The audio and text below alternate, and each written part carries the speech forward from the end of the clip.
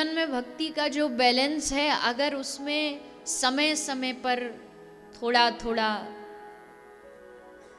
हम जमा करते जाएं, थोड़ा थोड़ा जोड़ते जाएं। आज के ज़माने में तो रहा नहीं, पहले के ज़माने में बहुत गांव में, शहरों में वो हाथ वाले नल होते थे, हैंडपंप जो जिसको बोलते हैं।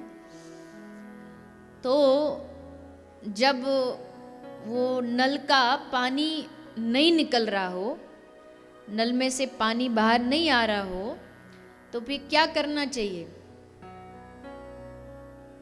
मालूम है, आपने देखा होगा। अगर थोड़ा कभी आप ऐसे क्षेत्र में रहे हो तो क्या करते हैं उसमें? हाँ, अगर पानी नल में से नहीं निकल रहा हो तो क्या करते थे? उसमें एक लोटा, एक बाल्टी पानी और लाते और ऊपर से उसमें डालते, ताकि उसमें जो उसका जमा हुआ पानी जो स्रोत है वो फिर से निकले।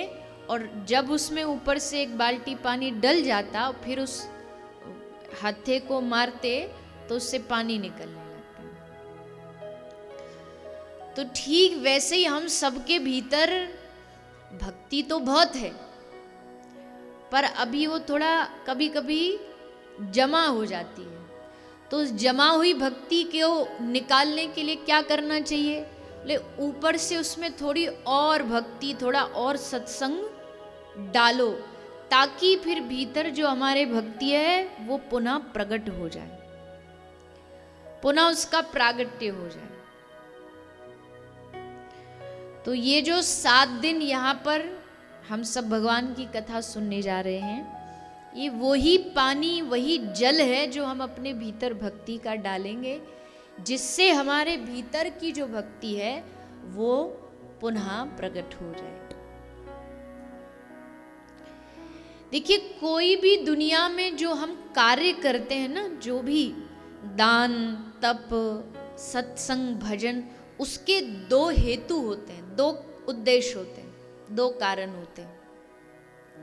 पहला कारण होता है कुछ वस्तु प्राप्ति हेतु हम वो काम करते हैं। जैसे दान कर रहे हैं तो उसका उद्देश्य है कि उसके बदले हमें कोई वस्तु प्राप्त हो जाए, कोई वस्तु, कोई चाह, कोई इच्छा प्राप्ति हेतु। और दूसरा क्या हेतु होता है? दूसरा हेतु होता है भगवत प्राप्ति हेतु।